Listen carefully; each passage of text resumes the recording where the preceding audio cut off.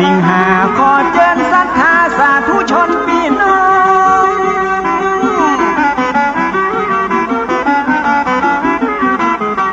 เจิญเจ้าพุทธกู้หนแห่งห้องมาวัดวังสิงคำมาสร้างบุญกุศลบอกศรัทธาอาราธนาตุมาทำบุญอายุวัฒนะมงคล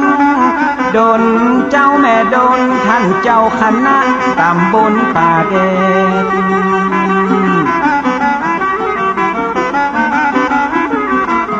พระครูวิสิทธิ์ศีลาพรอายุวัฒนะครบสี่มีไว้3 กองต้วยกันกองเงิน999 บาทบ่ฮือวิทย์บ่ฮือขาดแถมบาทจะถึงป้าน2 กองทองกองละ9,999 บาท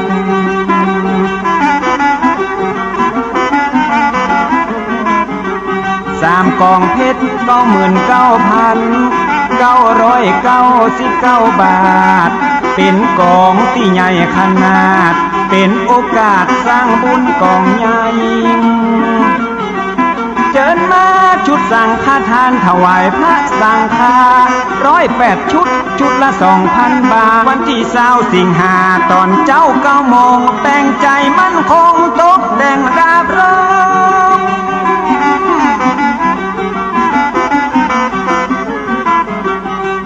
ตอนบ่ายแปลงใจนอบน้อมศรัทธามากพร้อมก็น้อมมือประสานมีพิธีทำบุญอุทิศทักษิณานุปทานมีพิธีสะเดาะเคราะห์ภัยมารนพเคราะห์ตั้งเก่าตั้งใหม่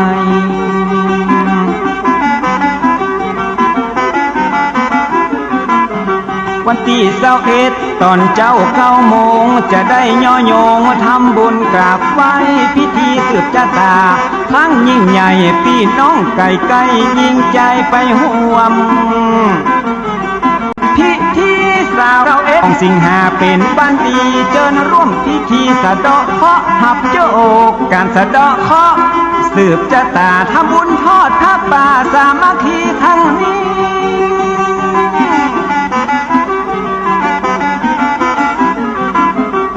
นำปัจจัยตั้งหมดที่นี่จะตั้งกองทุนบ่เอาไปที่ไหนกองทุนนิธิวิสิทธิ์ศีลาพรอยู่ในบวรศาสนาต่อไป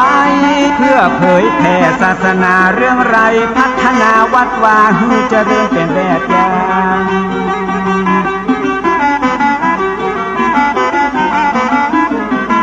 บำรุงการศึกษาพระสงฆ์องค์เน้นช่วยเหลือบำเพ็ญประโยชน์ต่างๆบูรณะปานแปลงก่อสร้างรักษาพยาบาลพระสงฆ์อาภาธ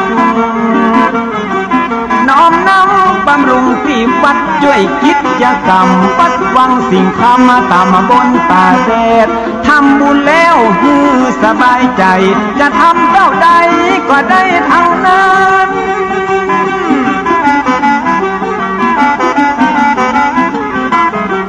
โบราณว่าถ้าเฮามีสิวสั้นบ่ดีไปสิวไม่นาทำบุญตามกำลังทรัพย์ใจน้อมนับจิตเจตนาใจบริสุทธิ์น้ำตาเป็นมหาบุญที่ล้ำเลิศ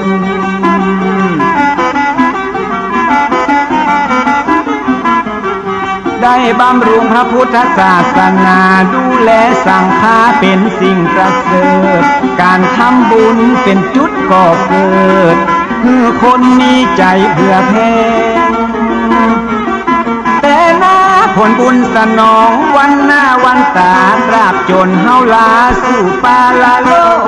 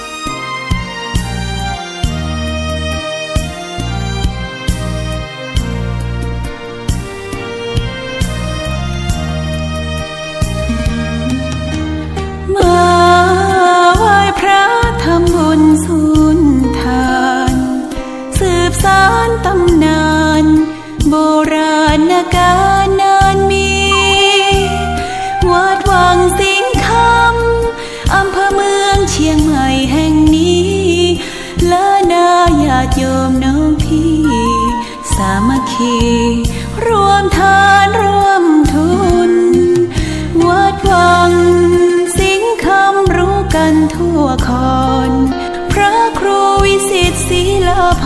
รขอยกมือ10 นิ้วกราบนอบน้อม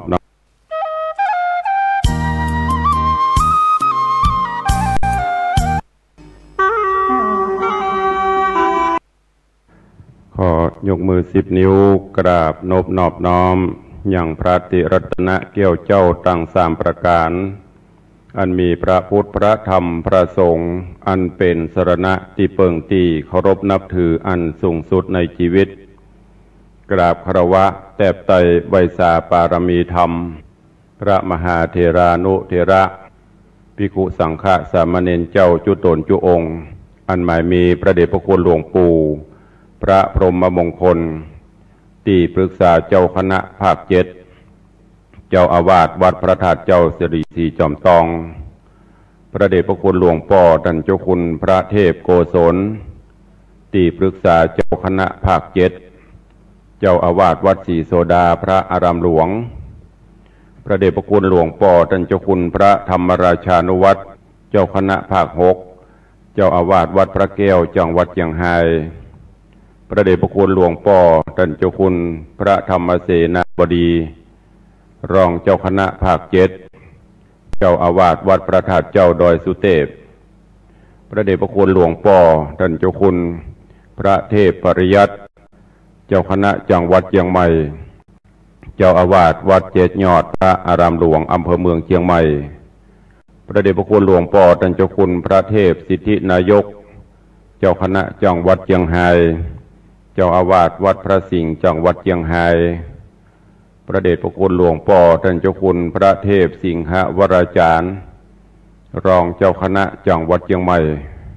เจ้าอาวาสวัดพระสิงห์วรมหาวิหารอำเภอเมืองเชียงใหม่พระเดชพระคุณหลวงพ่อท่านเจ้าคุณพระเทพมังคลาจารย์รองเจ้าคณะจังหวัดเชียงใหม่เจ้าอาวาสวัดตาดอนพระอารามหลวงพระเดชพระคุณหลวงพ่อท่านเจ้าคุณพระราชรัชมุนีเจ้าคณะอำเภอเมืองเชียงใหม่เจ้าอาวาสวัดสวนดอกพระอารามหลวงอำเภอเมืองจังหวัดเชียงใหม่ตลอดจน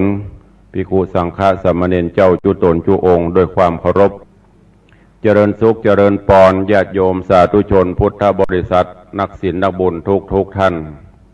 ขอน้อมต้อนรับทุกท่านเข้าสู่รายการมรดกธรรมกำเมืองทางสถานีวิทยุกระจายเสียงพระพุทธศาสนาแห่งชาติและสังคมคลื่นเพื่อการศึกษาพระพุทธศาสนาและวัฒนธรรมส่งสัญญาณออกอากาศจากห้องส่งวัดฝ่ายหินตำบลสุเทพอำเภอเมืองจังหวัดเชียงใหม่ในระบบคลื่นความถี่ FM 104.50 เมกะเฮิรตซ์สถานีวิทยุพระพุทธศาสนาวัดหนองกายตำบลสันปะยางอำเภอแม่แตงจังหวัดเชียงใหม่ส่งสัญญาณออกอากาศในระบบคลื่นความถี่ FM 99.75 102.0 และ 89.25 เมกะเฮิรตซ์สถานีวิทยุพระพุทธศาสนาจังหวัดเชียงรายส่งสัญญาณออกอากาศในระบบคลื่นความถี่ FM 99.50 เมกะเฮิรตซ์สถานีวิทยุท้องถิ่นจังหวัดเชียงใหม่คลื่นพระพุทธศาสนาและจริยธรรมส่งสัญญาณออกอากาศจากห้องส่งวัดพระธาตุเจ้าดอยสุเทพในระบบคลื่นความถี่ FM 96.0 เมกะเฮิรตซ์ตลอดจนวิทยุชุมชนเสียงตามสายหอกระจายข่าวตามวัดวาอารามตามหมู่บ้านต่างๆที่ได้ร่วมกันเผยแผ่นำธรรมคำสอนสู่ญาติโยมศรัทธาอยู่ในเวลานี้รายการนี้ดำเนินโดยอาตมาภาพพระครูวิสิทธิ์ศิลาภรณ์เจ้าคณะตำบลป่าแดดเจ้าอาวาสวัดวังสิงห์คำตำบลป่าแดดอำเภอเมืองจังหวัดเชียงใหม่เป็นผู้ดำเนินรายการจะได้น้อมนำเอาธรรมะสาระธรรมคำสอนแบบปืนบ้านล้านนามาเทศนาให้ญาติโยมได้รับฟังกันเป็นประจำคู่วันทางเชียงใหม่ลำปูนลำปางฟังกันในยามเช้าตั้งแต่เวลา6 โมงป่ายถึง7 โมงจากพี่น้องต่างจังหวัดเชียงรายก็ฟังกันในยามค่ำคืนจากสถานีวิทยุวัดพระแก้วขอกราบขอบพระคุณท่านผู้อำนวยการทุกสถานีเจ้าหน้าที่ช่างเทคนิคทุกท่านและอนุโมทนาขอบคุณญาติโยมที่ได้ติดตามรับฟังรายการ มาโดยตลอดตอนนี้ไปเจิญตั้งอกตั้งใจรับฟังต่อไปณโอกาสบัดนี้นะโมตัสสะภะคะวะโตอะระหะโตสัมมาสัมพุทธัสสะเอวัมเมสุตังเอกังสัมมายังภะคะวาเวรุวันเนวิหะรันโตธัมมันเตสะนังสารตะมานาวะอาสาเตหิภิกขุหิอนันทเถโรนาอะโหสิตะตามหากัสสะโปเทโรปุสสันเตอนันตธัมมเตสะนังสารตะมานะวังตัสสะมิงสังฆมัจเจดังนี้เป็นต้นแลสาธะโบฟังลาสัพปุริสะตังหลายเอกังสามะยังมีกาละขับหนึ่งสมัยยะอันพือเป็นมหาสมัยยะการเตสนาปัฏฐมะสังกัญญนาแลปางเมื่อมหากัสสปะเถระตังปัฏฐมะสังกัญญนาหัวเตวนันนามหากัสสปะเถระเจ้าบ่หูแจ้งในธรรมเทศนาดวงประเสริฐชื่อว่าสารตะมานาวะนอนเหตุว่าท่านบ่ได้ยินบ่ได้ฟังจึงได้อาราธนามหาอนันตเถระเจ้าขึ้นสู่อาสนะเจ้าตีตั้มกลางเจ้าภิกขุสังฆทั้งหลายแล้วพระมหากัสสปะเถระก็อาราธนาขอธรรมเทศนาซึ่งมหาอนันตเถระเจ้าโดยกรรมว่าอาวุโสอนันตดูกราอนันตพระพุทธเจ้าหากเทศนาสารตะมานาวะแต่ที่ใดจาตินั้นมหาอนันตเถระเจ้าตนเป็นพัดดากาลิกะอันมหากัสสปะเถระเจ้าหากลาธนาดังอันก็เทศนาเป็นคาถาวะเวรุวันโนสารตะมานาวะปัญจสเตหิภิกขุหิดังนี้เป็นเก้าแลพันเตกัสสะเถระเจ้าข้าแด่พระมหากัสสปะเถระเจ้าตนมีอายุวันยำอิตาสารตะมานาวะคือว่าสารตะมานาวะสูตรอันนี้ผู้ค้าตนชื่ออนันตะหากได้สดับฮับฟังเอามาแต่ข้าอุบแก้วคือว่าปากแห่งพระพุทธเจ้าโดยพระการดังข้าวิสัชนาไปนานิเตเอกังสมัญยังมีในกาละคาบหนึ่งพระกวาอันว่าพระพุทธเจ้าโลกนาโถตนเป็นที่จังที่เปิ้งแก่โลกทั้งสา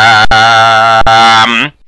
ก็สถิตสำราญในเวรุวันณอารามที่นั่นกับโดยเจ้าภิกขุสังฆทั้งหลายได้500 ตนก็มีแลยังมีวันหนึ่งเจ้าภิกขุทั้งหลายก็มาพุทธาโจตนาซึ่งกันไปมาด้วยกรรมว่าอาวุโสดูกรา เจ้าเฮาตั้งหลายเต้าพญาฝูงสะโวยราชบ้านเมืองสืบมามากมายหลายบางพ่องสะโวยเมืองปีหนึ่งก็มี2-3 ปี4 ปี5 ปี6 ปี7 8 9 ปีก็มี100 ปีก็มีบางพ่องบ่ปอปีปอเดือนก็มีดังนี้บ่สะเมอกันนั่นจะเจ้าภิกขุสังฆาทั้งหลายก็มาพุทธาโจตนากันสันนิไปตันแล้วเตื้อเมื่อนั้นพระพุทธเจ้าก็ปรากฏได้ยินโดยหูทิพย์แห่งตน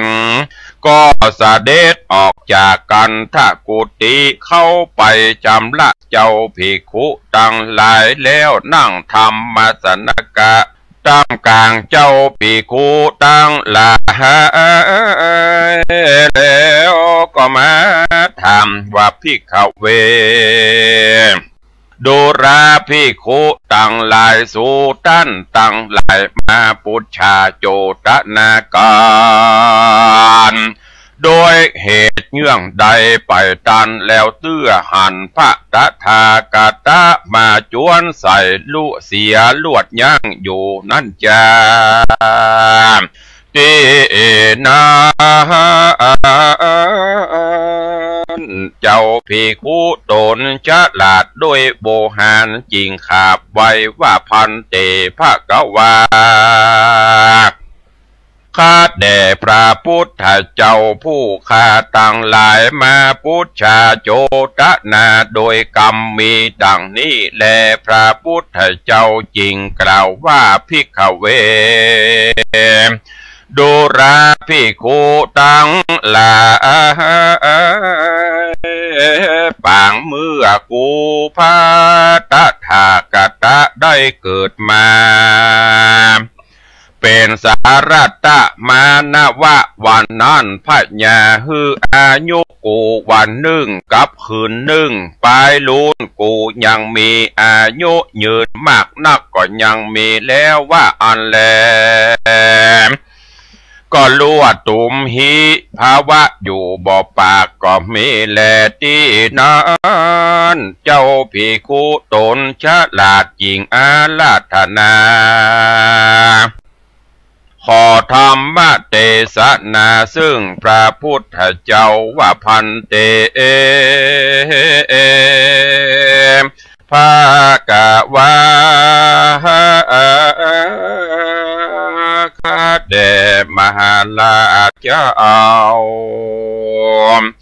ธรรมเทศนาอันล่วงแล้วก็ยังบ่ปรากฏแก่สุตันตั้งหลายเตื้อขออาราธนาพระพุทธเจ้าจุงเทศนายังธรรมเทศนาอันล่วงแล้วมาฮือปรากฏแก่ผู้ข้าตั้งหลายบัดนี้แดดแต่เตอพระกวาอันว่าคือว่าพระพุทธเจ้าได้ยินเจ้าภิกขุตั้งหลายขออาราธนายังธรรมเทศนาซึ่งโตนดังอันพระพุทธเจ้าจริงจักเอาว่ามาพระพุทธเจ้าจริงจักนำเอามายังอติตธรรมเทศนาก็กล่าวเป็นคาถาว่าพันเตพระพันเตอติเตกาเลปาลานะสิยังปัสสิเมมาตาปิตาพุทธานาวุธาคัมปะนาวุคโตมานะสาลตะมานะโวอโหสิดังนี้เป็นต้นแลภิกขเวดูราภิกขุตั้งหลายอาติตาอันคำล่วงพ้นไปแล้วเสียงจิระการนานนักวันนั้นยังมี เมืองอันหนึ่งชื่อว่าปาราณสียังมีบ้านอันหนึ่งชื่อปาหุณาคามอันอยู่วันตกเมืองปาราณสีที่นั้นได้กาบูดหนึ่งก็มีแลยังมีตุกตะสองคนผัวเมียก็อยู่ในบ้านที่นั้นก็หาไม้และลัวมาขายเลี้ยงชีวิตกินทุกวันยามก็มีแลตาถาในกาลนั้นนาพาตาทากตะก็ได้ปฏิสนธิกำเนิดมาเกิดในท้องแห่งนางตุกตะผู้นั้นแก่ได้10 เดือนแล้วก็ประสูติออกจากท้องแม่ก็มีแล้วโสตุกะโตส่วนว่าตุกตะตั้งสองอันเป็นพ่อเป็นแม่แห่งโพธิสัตว์แสวงหาไม้และลัวมาขายเลี้ยงชีวิตแห่งตนอยู่ถึงวันใจก็มีแลโสพุทโธส่วนว่าลูกแห่งสองขานั่นก็ใหญ่มาได้3 ขวบเจ้ากุมารน้อยผู้นั้นก็บ่ไปเล่นฝุ่นดินเพื่อว่ามาละมนทินบ่เป็นดังแก่เด็กน้อยทั้งหลายย่อมมีตัวตนบริสุทธิ์ใสงามเต้าล่ำเพิงถึงพ่อแม่อันเป็นทุกข์อยู่ใจก็มีแลเหตุดังอันพ่อแม่ตั้งสองลวดใส่ชื่อว่าสารตะมานาวะกุมารก็มีแลส่วนว่าสารตะมานาวะกุมารผู้น้อนใหญ่มาได้7 ปีมาตาส่วนว่านางผู้เป็นแม่แห่งเจ้าก็มาจุติตายเสียจากเจ้าก็เตสะนักเจ้าก็ร้องไห้หาแม่แห่งตนถึงวันกู้คืนก็มีแลเจ้าก็อยู่กับโดยพ่อแห่งตนตลาบต่อเต้าใหญ่ขึ้นมาปอว่าไปขอเข้าได้แล้วเจ้าก็บ่ฮือป้อแห่งตนไปเจ้าก็ไปสะแวงขอเข้าน้ำโภชนะอาหารมาเลี้ยงอย่างป้อแห่งตนไปใจตราบต่อเต่าอายุได้16 ปีก็มีแลอาปละภาเกปิตามาจุราจาพญาตมลนาปละโลเกเพตาปัญจขันธะอุปัฏปันนังไปนาแต่นั้นปิตาเกือป้อแห่งเจ้าก็นาบา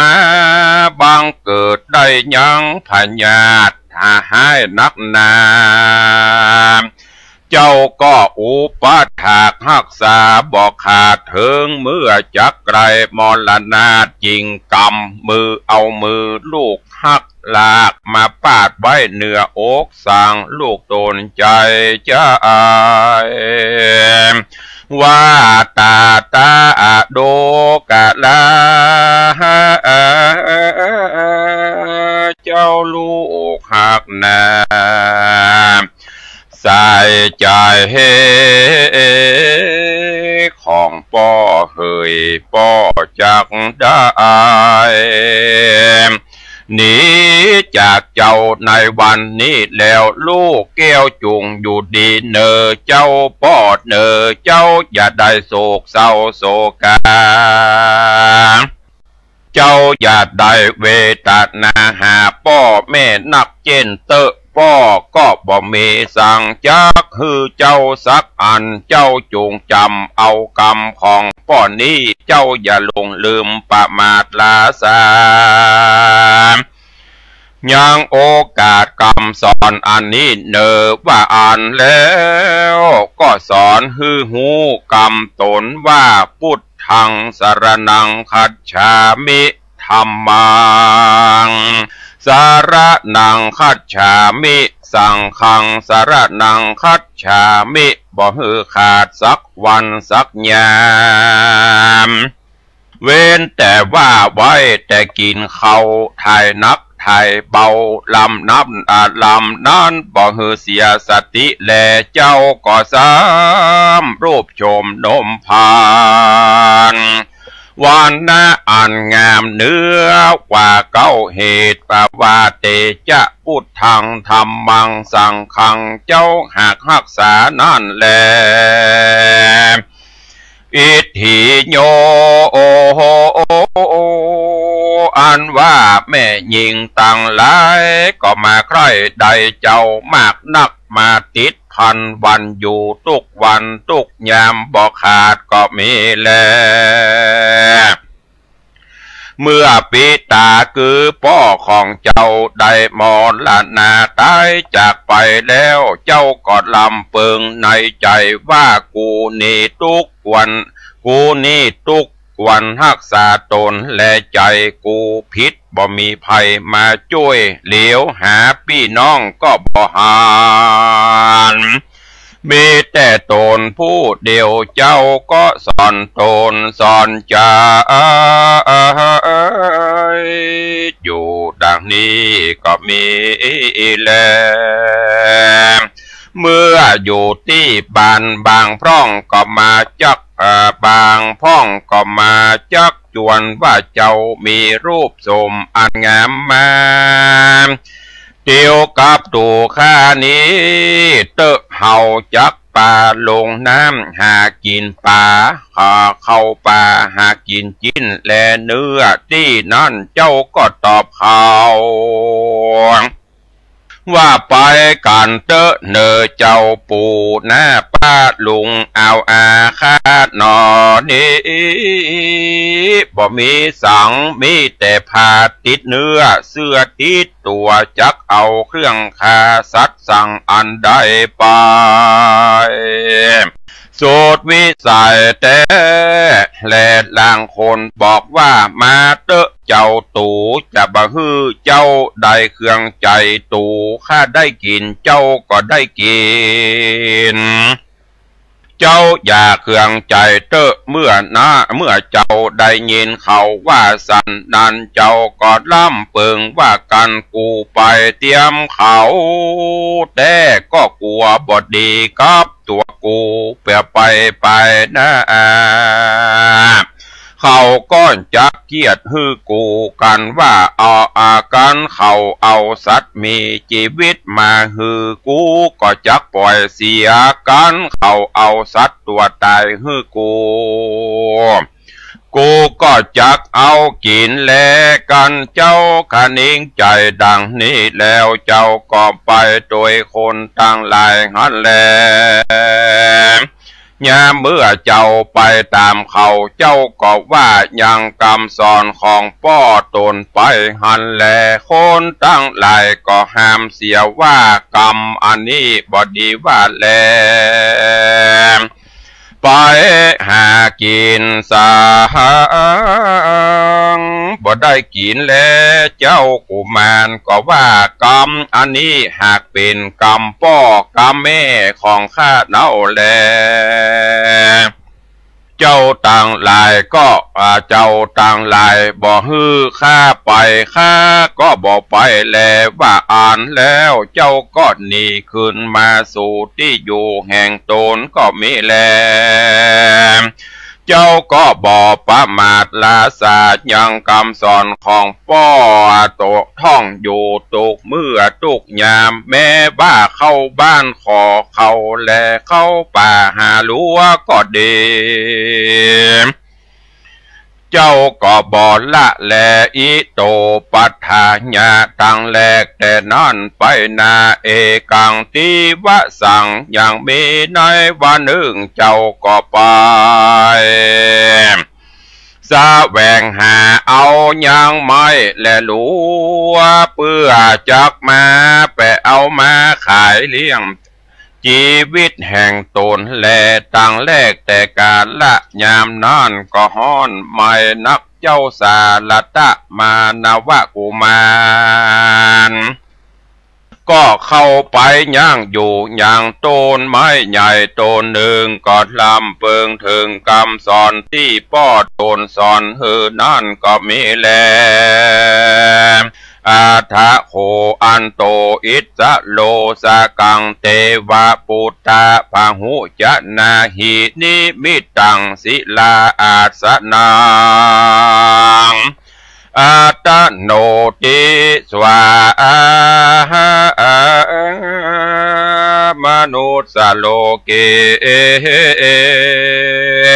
โปติสาโตอัญญเยจัมปานะลาจาจัมปานะขมาละเทลาจะพุตตาคัตติญาจะรังนาทิขาสิเอกาพุตติดังเนภิกขเวดุราภิกขุตังลายส่วนสาลตะมานาวะเข้าไปอยู่ใต้ห่มไม้ล่ำเปิงถึงคำสอนป้อตนอยู่ใจ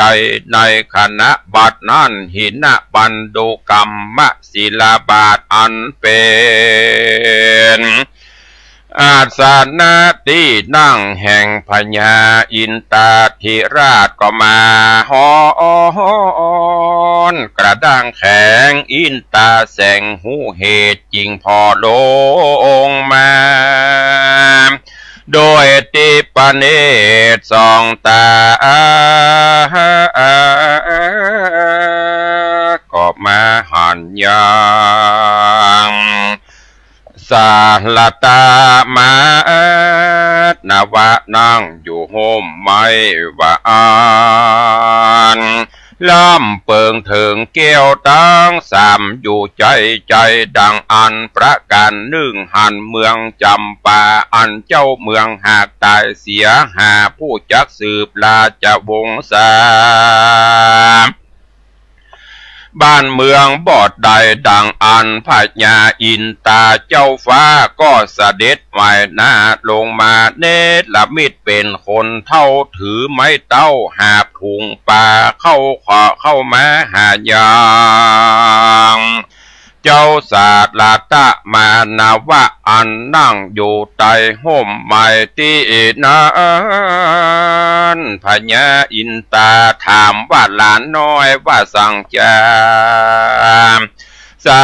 ลตะมานาวะกล่าวว่าข้าแต่ลุงเป็นเจ้าข้าว่ากำพ่อกำแม่ข้าแล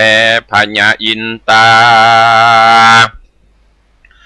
ถามซ้ำว่ามันเป็นดังอันเก้ามันเป็นจะใดจากที่หลานว่าเป็นกำพ่อกำแม่ของหลานขอกล่าวฮือลุงฟังดูสารตะมานาวะกล่าวว่าสาธุลุงเป็นเจ้าข้าเล่าแต่เก่ามาพ่อแม่ผู้ข้านี่นาก็มาทุกข์ยากไรบ่มีสั่งข้าเกิดได้7 ปีแม่ข้าก็ตายไปแต่นอนมาข้าก็อยู่กับด้วยพ่อตราบข้าอายุได้16 ปีพ่อข้าก็บังเกิดมีพญาที่ถึงเมื่อจักใกล้ขาดจีวรก็สั่งข้าไว้ว่าลูกฮักของพ่อจงจำเอายังกำพ่อนี้ไว้หือใดอย่าใดประมาทลาสาเนอกันข้าสั่งข้าแล้วก็ลวดวางจิตใจไปแลลุงเฮยตีนา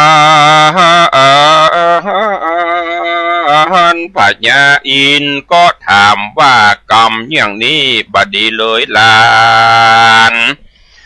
อย่าว่าเนอเป็นกรรมคืด หลานอย่าได้ซ้ำเนอที่นันสาลตะมานาวะกุมารขานตอบถอยว่าข้าแด่ลุงผู้เท่าแก่มาว่าฮือข้าละกำพ่อกำแม่ข้าเสียข้าก็บ่ฟัง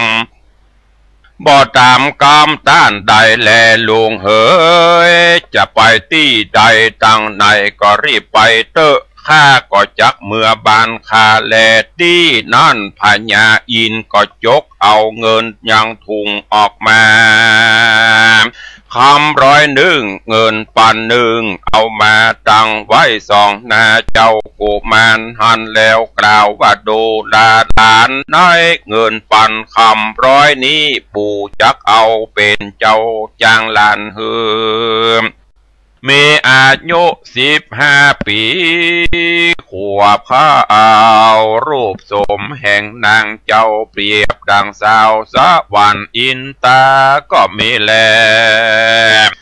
ก็ถามสารตะมานาวะโพธิสัตว์เจ้าว่าเจ้าจักมักใครใดเมืองนานปุ่นใดจาสา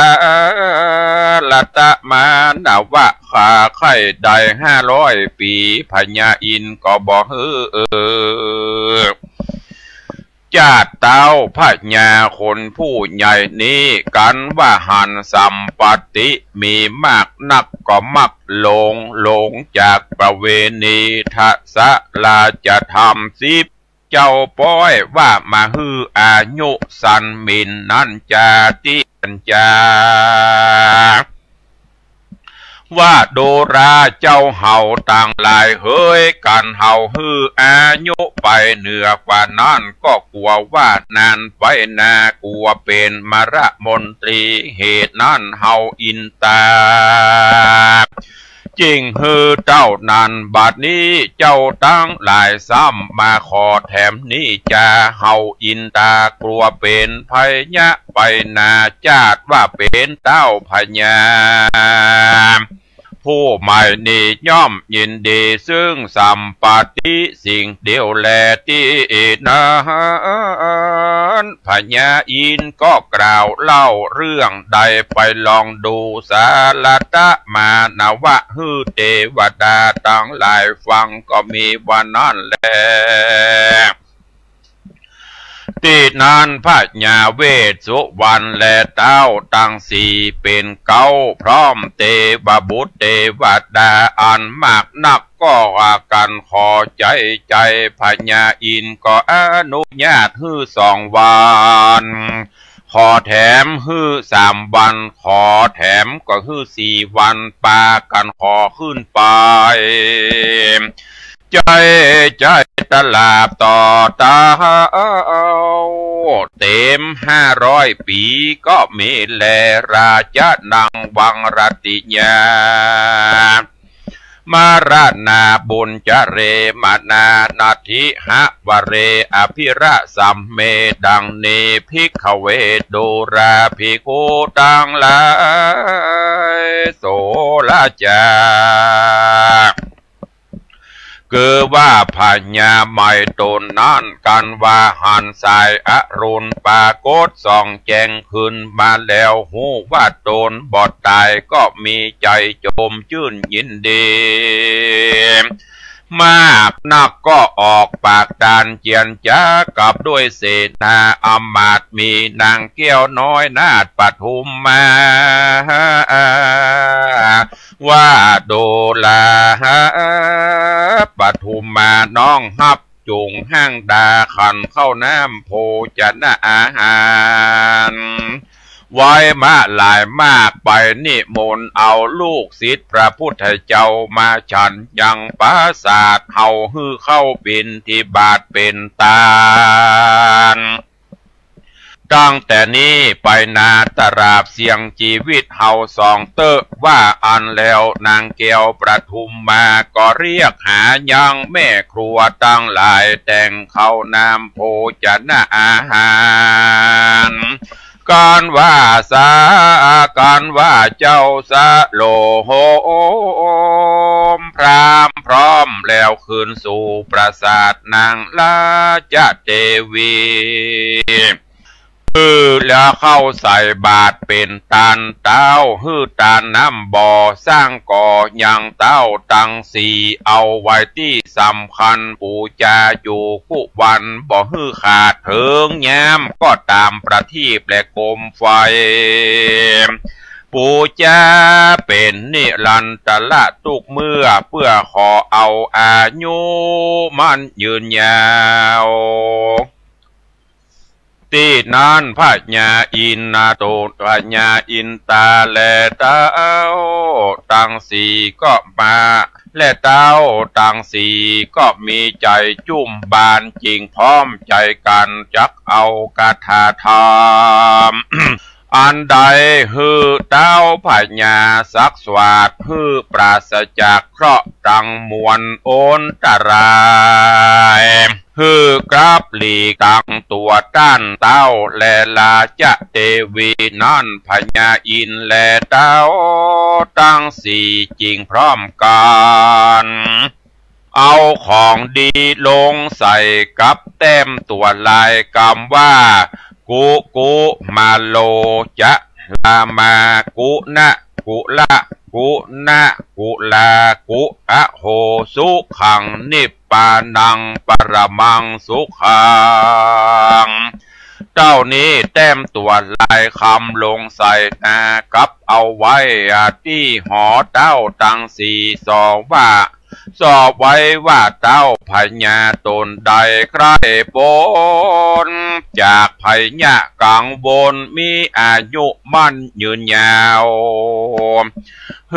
ไว้สักสวาดคาถาอันนี้ทุกคำเจ้าเป็นนิรันตราเตว่าอันก็มีแลพญาอ่านหูแล้วเอาขึ้นใจทุกคำเจ้ากับนางโนมเนาปทุมมา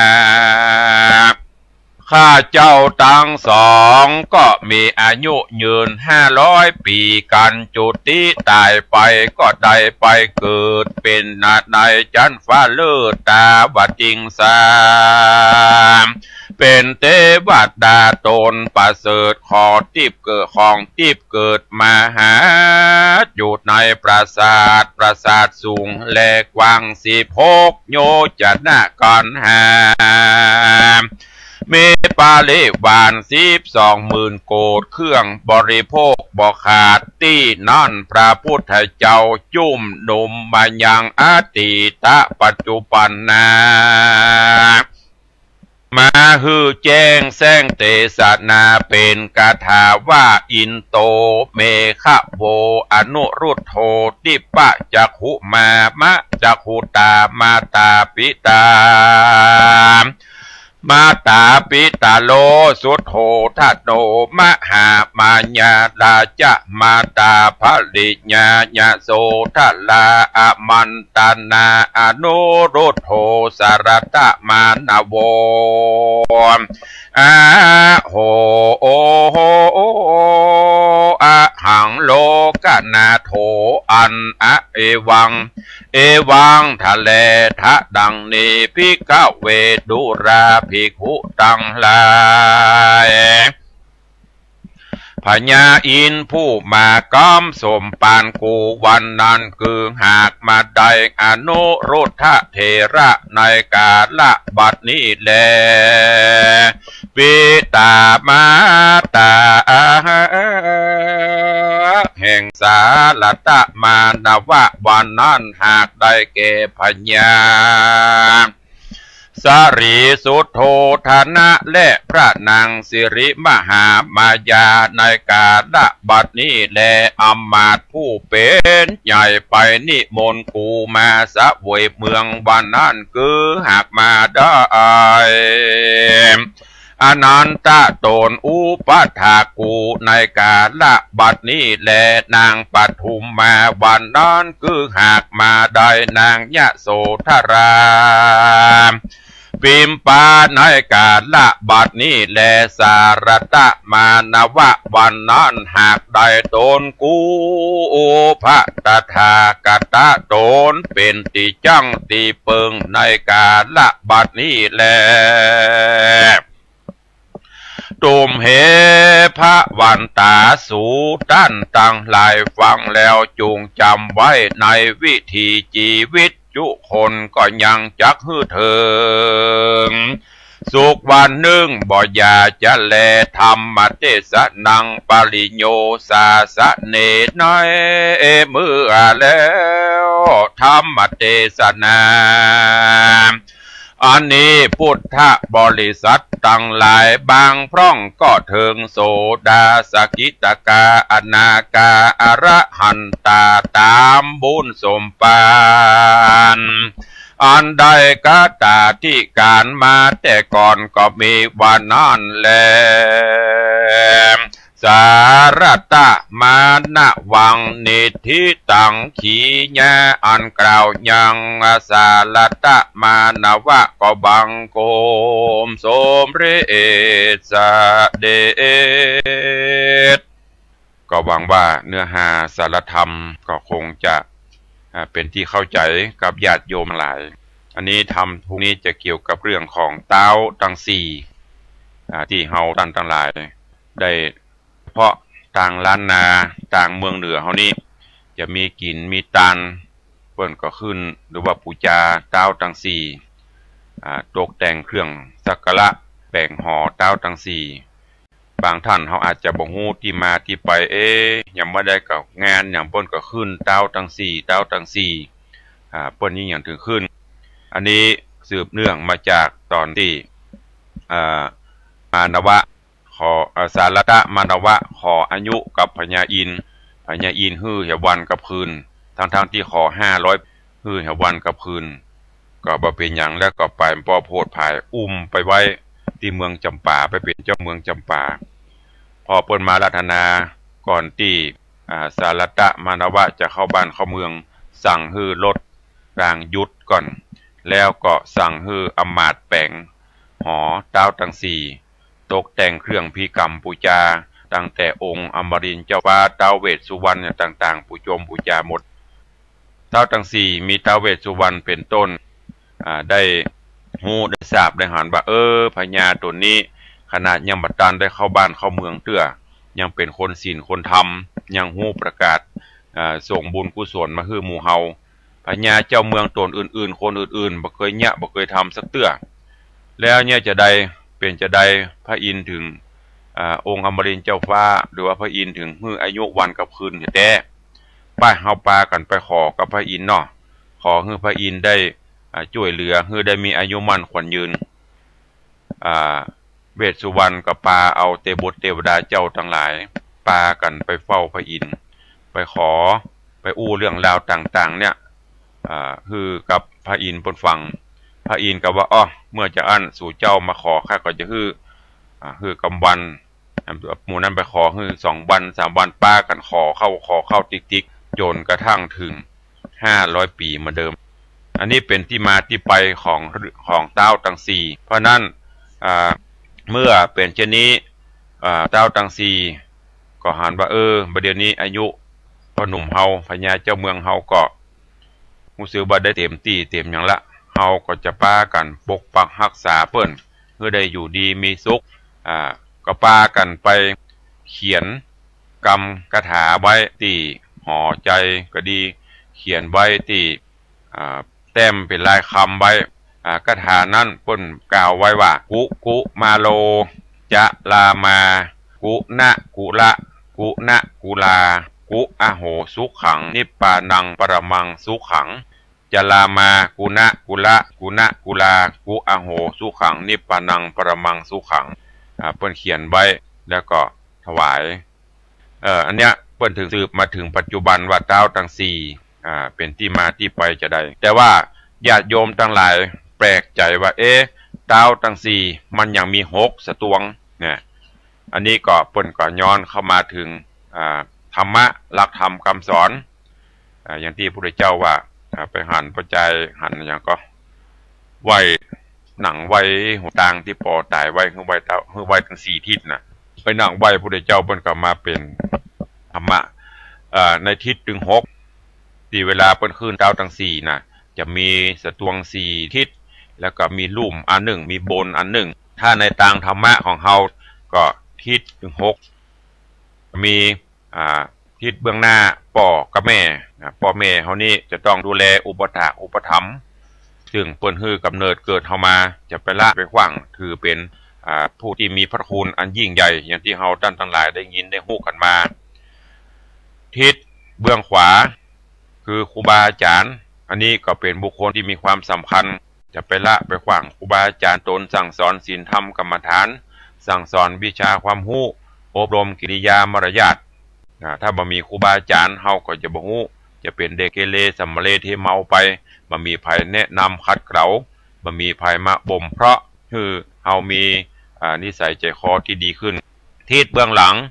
คือลูกเมียอันนี้ก็เป็นสิ่งสำคัญเกิดมาเป็นคนในโลกมนุษย์เฮานี้เป็นคู่กันเป็นลูกมีลูกเมียก็เป็นผู้ที่คอยอุปถัมภ์ค้ำจุนอย่างที่เตโจยาโมเตดขึ้นไปตะวาวันซื่อนั่นน่ะถ้าเมียดีลูกดีผัวดีก็อยู่ด้วยกันยังมีความสุขทิศต่อมาคือทิศเบื้องซ้ายก็คือมิตรสหายมิตรเกี่ยวสหายคำนะไม่ใช่มิตรอันตรพันมิตรปอกลอกมิตรเทียมมิตรบะแตอันนั้นจะไปอู้นะเอามิตรแต่ที่คอยจะคือการอุปถัมภ์คือการปรึกษาชี้นำชี้แนะเฮาเมื่อเฮามีอย่างเกิดขึ้นปรึกษากันได้ทิศที่5คือทิศเบื้องต่ำก็คือบ่าวไพร่ที่เคยอยู่ได้ใจเขาก็มีความสัมพันธ์บ่มีเขาก็มีไปทำการทำงานอย่างคือเฮา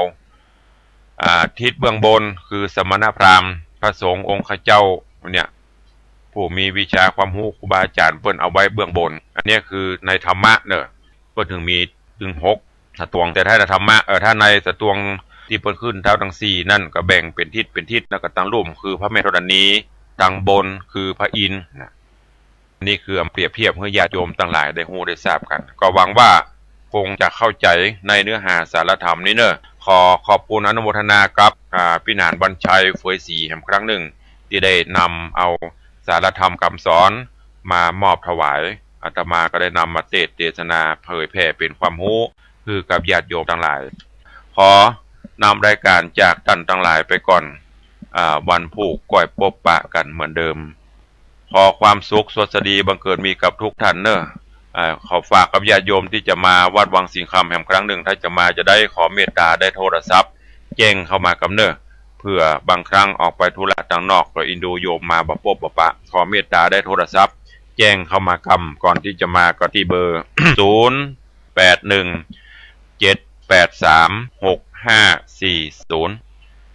ฝากฝังไว้ด้วยวันนี้โชคดีมีใจสุขภาพพลานามัยสมบูรณ์แข็งแรง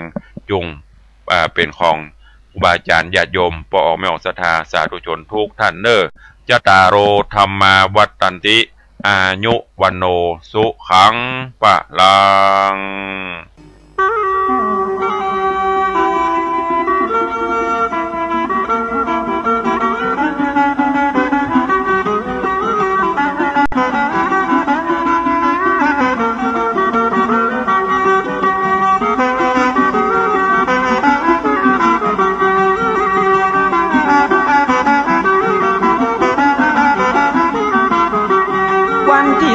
ถึง21 สิงหาขอเชิญศรัทธ